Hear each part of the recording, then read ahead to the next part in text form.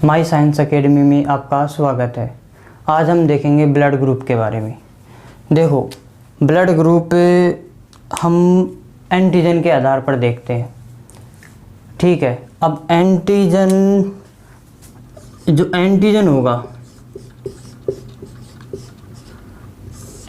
होगा वैसा ही blood group होगा, वो हम आगे देखेंगे। पहले हम देखते हैं कि जो एंटीजन है, एंटीजन ग्रुप्स में बटा होता है। पहला इसका ग्रुप्स होता है ABO और दूसरा ग्रुप होता है RH। ये दो ग्रुप्स होते हैं, ठीक है। ABO ग्रुप है जिसकी खोज लैंडस्टीन ने की थी, ठीक है। और RH ग्रुप की खोज है जो वीनर ने की थी, और वीनर के साथ लैंडस्टीन भी था,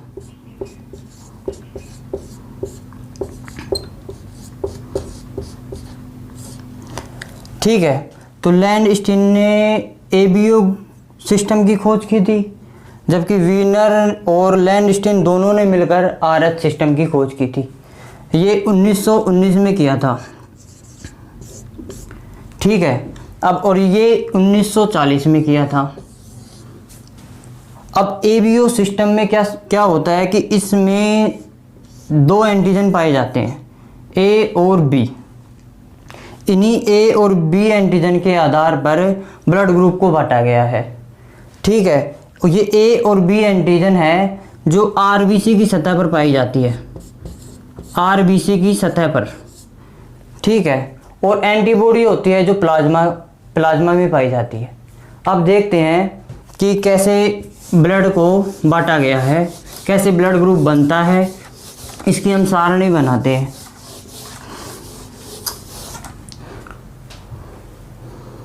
एक चीज़ ध्यान रखना, जो ब्लड होता है और एंटीजन होता है,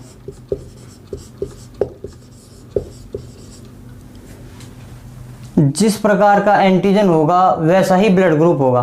मान लीजिए कि A एंटीजन है तो A ही ब्लड ग्रुप होगा, ठीक है। B एंटीजन है तो B ही ब्लड ग्रुप होगा, ये फिक्स है। जैसा एंटीजन वैसा ही ब्लड ग्रुप होगा। मान लीजिए दोनों AB एंटीजन है तो ब्लड ग्रुप AB ही होगा, ठीक है। अब ये AB आ गया एंटीजन, B भी आ गया और एक साथ भी आ गया। अब मान लीजिए यदि कोई भी एंटीजन नहीं है तो यहाँ पर भी ब्लड ग्रुप 0 होगा। यदि एंटीजन नहीं है तो ब्लड ग्रुप 0 होगा, और यहाँ पर 0 को हम O ब्लड ग्रुप बोल देंगे। तो यही है, A एंटीजन है तो A blood group, B antigen है तो B ब्लड ग्रुप, और AB एंटीजन है तो AB ब्लड ग्रुप होगा। और यदि एंटीजन ही नहीं है तो O ब्लड ग्रुप होगा। अब क्वेश्चन बनता है, ऐसा कौन सा ब्लड ग्रुप है जिसके अंदर एंटीजन नहीं पाया जाता? तो आपको बताना है कि O ब्लड ग्रुप है जिसके अंदर एंटीजन नहीं पाया जाता। और यही कारण है कि O ब्लड ग्रुप सर्वदाता है, क्योंकि ये सभी को दे सकता है और एंटीजन नहीं पाने के कारण, ठीक है। अब हम बात करते हैं एंटीबॉडी की।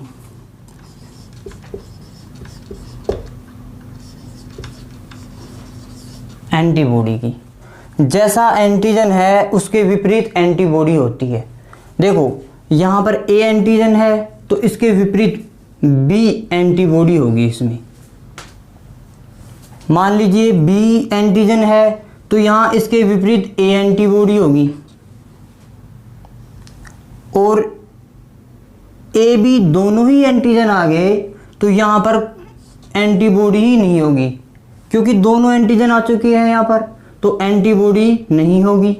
यहाँ पर एंटीजन ही नहीं है तो यहाँ पर इसका मतलब है कि A B में दोनों एंटीबॉडी आएंगी, क्योंकि यहाँ पर कोई भी एंटीजन नहीं है तो यहाँ पर दोनों एंटीबॉडी आएंगी।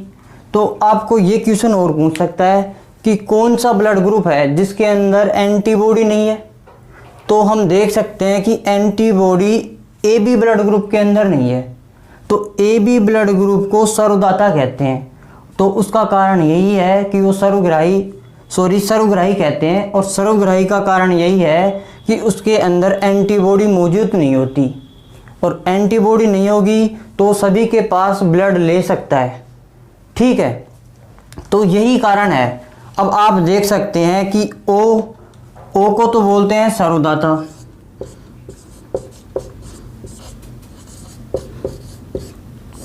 और ए बी को बोलते हैं सर्वग्राही।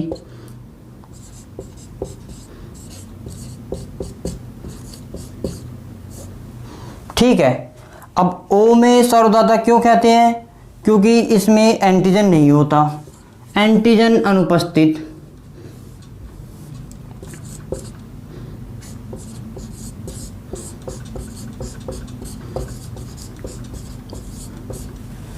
और ए बी के अंदर क्या है? एंटीबॉडी अनुपस्थित।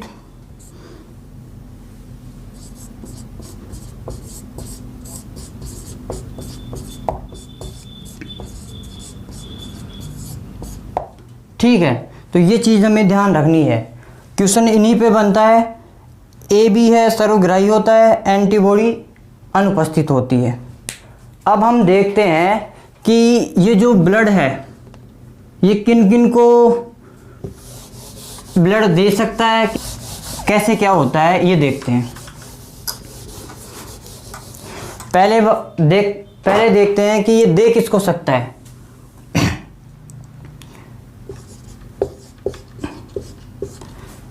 देखो, जैसे लाइक डिजोल लाइक का सिस्टम चलता है, इसमें ए वाला ए को तो दे ही सकता है। देखो, ए वाला ब्लड ग्रुप वाला ए को तो दे सकता है, बी वाला बी को दे सकता है, और ए बी वाला ए बी को तो देगा ही देगा, और ओ वाला ओ को दे सकता है। ये चीज़ हम जानते हैं। ठीक है, ए वाला ए को तो दे हीगा, बी वाला बी को दे हीगा, और ए बी वाला ए बी को तो दे सकता है, यानी कि समान को तो दे सकता है। जैसे मेरे अंदर ए ब्लड ग्रुप है तो मैं ए वाले को तो दे ही सकता हूँ, ये तो कंफर्म है। अब बात करते हैं किसकी, अब और किन किन को दे सकता है। देखो, यहाँ पे ए बी सर्वग्राही है, ये सभी के पास ले सकता है। ठीक है, तो ए वाला ए बी को तो देगा, क्योंकि सर्वग्राही है, ए बी ले सकता है सबके पास, तो ये ए बी को भी देगा। बी वाला ए बी को दे सकता है, ए बी वाला ए बी तो पहले ही है, और ओ में भी दे सकता है। और अब बात करें ओ वाले ब्लड ग्रुप की, क्योंकि ये सर्वदाता है। सर्वदाता में क्या होता है कि ओ वाला ओ को भी दे सकता है, ए बी को भी दे सकता है, ए को भी दे सकता है, और बी को भी दे सकता है। ठीक है, तो इस तरीके से ये ब्लड को दे सकते हैं।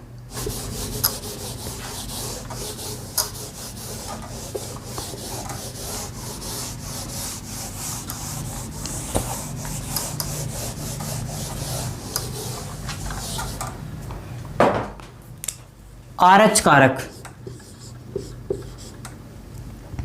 ये आरएच कारक है। यदि किसी भी मनुष्य में आरएच कारक उपस्थित हो तो उपस्थित होने पर उसे RH पॉजिटिव कहेंगे, और यदि किसी भी मनुष्य में आरएच कारक अनुपस्थित हो तो उसे RH नेगेटिव कहेंगे।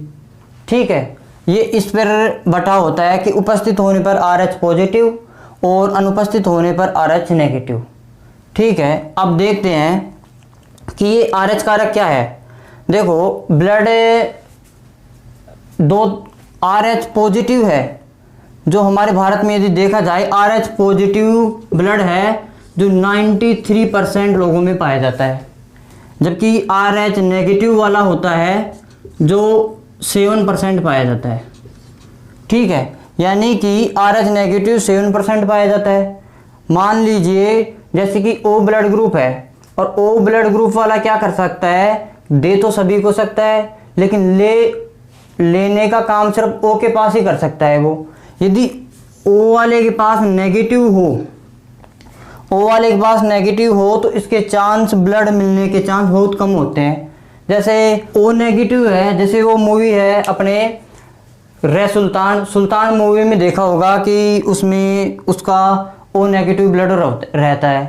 तो जब लास्ट में मूवी के अंदर उसके बच्चे को ओ नेगेटिव ब्लड की ज़रूरत पड़ती है तो उसको वो मिलता नहीं है, तभी तो वो जो ब्लड बैंक खोलता है तो उसी पे बनी हुई है वो। ओ नेगेटिव बहुत ही कम मिलता है, ठीक है। तो जो RH कारक है, जो नेगेटिव वाला है, जो ओनली 7% पाया जाता है,